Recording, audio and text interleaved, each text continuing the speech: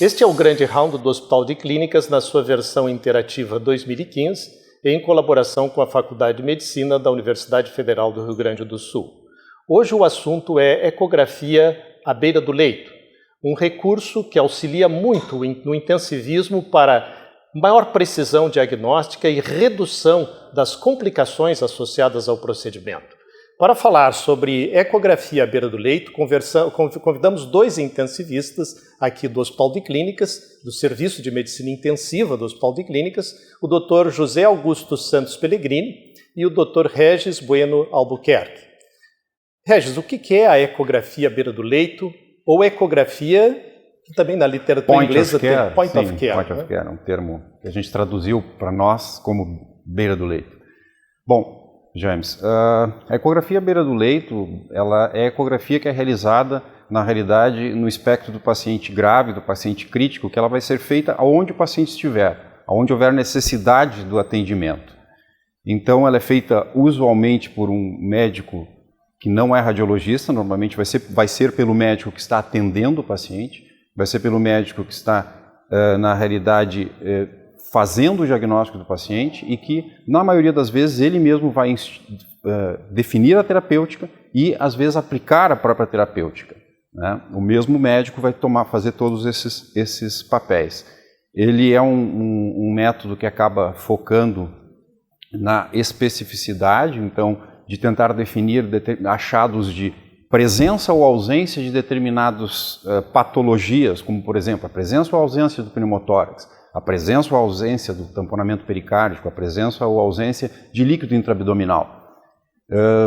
E assim, dessa maneira, ele acaba sendo um método que, muito frequentemente, ele vai causar uma importante modificação, tanto no diagnóstico quanto na terapia e possibilidade do desfecho do paciente. Vocês trouxeram um aparelho de ecografia aqui para demonstrar, isso, como não exemplo, propriamente demonstrar no paciente, mas isso, mostrar como o aparelho é compacto, como ele é simples. Exatamente. Né? Então ele permite, nós temos pelo menos há 35 anos, nós temos imagens ecográficas que permitem que a gente faça os diagnósticos que possam modificar desfechos, possam alterar a mortalidade, ou seja, com fidedignas.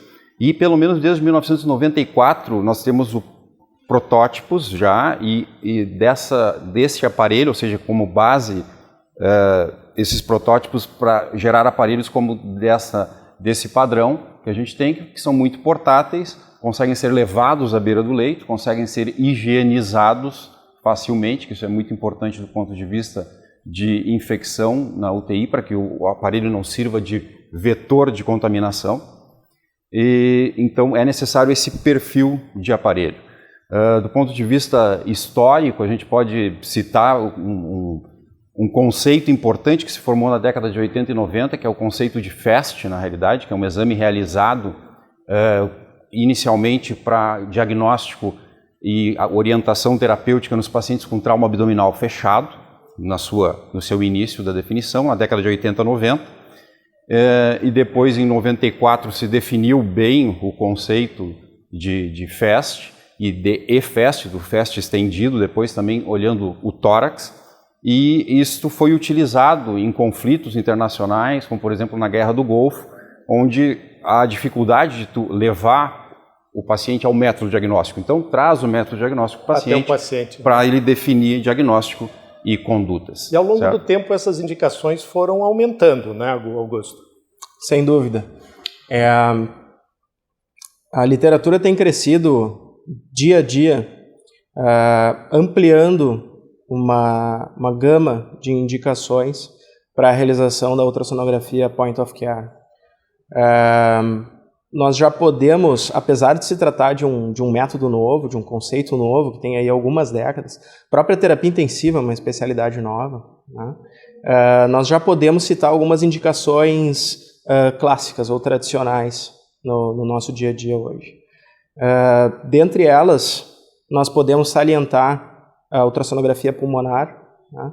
Na investigação das mais diversas síndromes pleuropulmonares, né? Pneumotórax, consolidações, busca por síndrome alvéolo intersticial ou até mesmo embolia pulmonar, né? A ecocardiografia do intensivista, né? ferramenta que tem sido crucial na investigação de etiologia de insuficiência respiratória aguda, na investigação dos mais diversos quadros clínicos compatíveis com choque e hipoperfusão, tá? E destacando-se, sem dúvida, ao uso da ferramenta como guia para procedimentos invasivos, tá? Sobretudo o uso da ferramenta como guia para inserção de catéteres venosos centrais. Isso parece que reduziu muito o índice de complicações, parece que até 10 vezes, né, de redução. Sem dúvida, algumas evidências apontam para esse lado, para essa magnitude de efeito, a ponto de várias entidades internacionais que lidam com qualidade e segurança do paciente recomendarem o uso da ultrassonografia point of care como estratégia na redução de eventos adversos relacionados a procedimentos invasivos. Já houve tempo suficiente, Regis, para a gente registrar alguns desfechos, assim, já na literatura internacional? Sim. A literatura internacional atualmente é rica, claro, tem muitos trabalhos em andamento, vários focos que estão em andamento e não bem definidos, mas assim, pegando uma ponte com o FAST que eu tinha comentado anteriormente, o EFAST, que seria esse exame para trauma abdominal e aí o estendido para trauma tóraco-abdominal também, tentando avaliar pneumotórax também nos pacientes com trauma, foi proposto já agora em 2010 até para ser utilizado dentro da própria CTI, exatamente por conseguir fazer esse diagnóstico mais precoce de complicações que possam deteriorar a evolução clínica do paciente, né? E então, em 2010 foi feita essa proposta que tem se utilizado. Com relação às punções, que o José Augusto tinha comentado também, a literatura já embasa que tem um aumento de uma efetividade das punções, especialmente das punções jugulares, utilizando a ecografia como guia da punção. Então, uma maior efetividade tanto no sucesso do procedimento como na primeira punção, e isso podendo ter até relação depois com menos infecção, já que quanto menos trauma, menos punções, menos tentativas, uma tendência de ter menor infecção. Do ponto de vista de punção de subclave ou axilar, também nós temos, a literatura embasa também uma diminuição de risco relacionado ao procedimento, tanto de pneumotórax quanto de punção axilar, da artéria axilar, por exemplo, né? Ou da artéria subclave. E partindo para a parte pulmonar, nós temos uma publicação de bastante peso de 2008 do Dr. Lichtenstein, que acaba sendo muito útil no diagnóstico dos pacientes com insuficiência ventilatória na emergência, que seria o Blue Protocol, né, em que orienta, na realidade, o diagnóstico e para instituir a terapêutica mais breve possível, né, dos pacientes com insuficiência ventilatória. Né. Além disso, nós temos alguns protocolos também em choque, para diagnóstico e manejo de choque mais precoce dentro da CTI. Então, a literatura realmente embasa bastante terapias que são realizadas, né, orientado pela ecografia. É interessante que um método relativamente recente teve um progresso tão importante em curto espaço de tempo, né?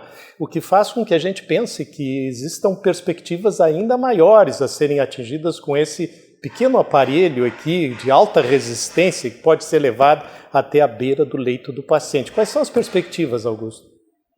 Bom, esse me parece ser, no momento atual, o ponto crucial dessa discussão. Algumas das indicações ainda são incipientes, né? E algumas das indicações precisam ser melhor estabelecidas. O uso do ultrassom como guia do posicionamento de tubo orotraqueal, né? O uso do ultrassom traqueal para verificação de possível estridor laríngeo pode ser melhor amadurecida na literatura. O uso do ultrassom da bainha do nervo óptico como substituto para mensuração da pressão intracraniana é uma alternativa promissora, né? O uso do ultrassom de bexiga para avaliação do resíduo vesical. Todas essas indicações estão crescendo nas últimas publicações na literatura. Sem dúvida, a disponibilização do aparelho ainda é uma barreira a ser enfrentada, né, nos mais diversos meios. o conceito de ultrassonografia point of care já pressupõe que o aparelho deve estar disponível onde está o paciente doente, ou seja, no bloco cirúrgico, na sala de emergência, né, na unidade de internação, deve ser utilizado pelas enfermeiras na punção periférica, deve ser utilizado pelos anestesistas quando do bloqueio nervoso. Tá? Então, assim como crescem as indicações, também crescem os desafios para maior disponibilização e para maior padronização do treinamento desses diferentes profissionais. Né? Nós tivemos agora um avanço recente, muito importante nesse sentido, que é a confecção das diretrizes brasileiras da ultrassonografia para o intensivista, que está em vias de publicação pela Revista Brasileira de Terapia Intensiva. Tá? Então, especialistas do Brasil inteiro se reuniram para tentar definir padrões de treinamento, padrões de conhecimento mínimo e requisitos técnicos para que a gente possa definir aquele serviço como apto e aquele profissional como treinado para a realização da ultrassonografia de beira de leito. Muito bom. Nós vamos permanecer à disposição pelo período de uma semana. Tanto o Regis como o Augusto ficarão respondendo perguntas, questionamentos, ouvindo os comentários da comunidade, tanto técnica como leiga. Esse é o objetivo do Hospital de Clínicas, esse é o objetivo do grande round interativo. Em nome do Hospital de Clínicas, eu agradeço a atenção que vocês deram a esse programa.